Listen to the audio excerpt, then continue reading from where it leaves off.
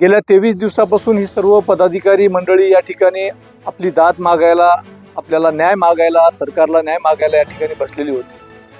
परंतु आणखीन कुठलाही न्याय इथं यांना मिळालेला नाही, किंबहुना साधी चौकशी सुद्धा करण्यात आलेली नाही. उलट चोराच्या उलट्या बोंबा म्हणून आपण असं सांगतो. ज्या लोकांवर संभाजी ब्रिगेडनं आक्षेप घेतला त्यांच्यासोबत संगनमतानं स्थानिक प्रशासन, सत्ताधारी यांनी एकत्र येऊन संभाजी ब्रिगेडला टार्गेट करण्याचा प्रयत्न केलेला आहे. परंतु मी आपणास ही परिस्थिती आज आलेली आहे.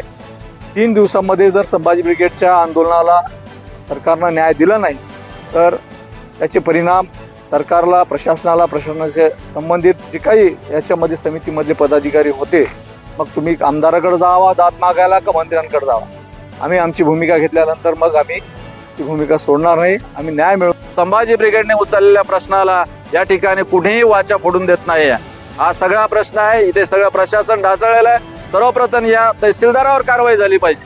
आम्ही 3 दिवसाची या ठिकाणी त्यांना वेळ देतोय. 3 दिवसात जर नाही झालं तर गुन्हे दाखल का आम्ही तहसीलदारावर करणार आहे.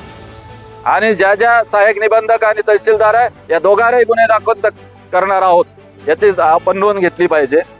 या संदर्भात पत्रकार बांधवांना एवढंच आहे की आपल्याला प्रेस नोट मिळणारच आहे. त्या संदर्भात सगळं डिटेल माहिती तुम्हाला दिलेली आहे. यानंतर मी या राज्याचे अध्यक्ष आणि संभाजी ब्रिगेडचे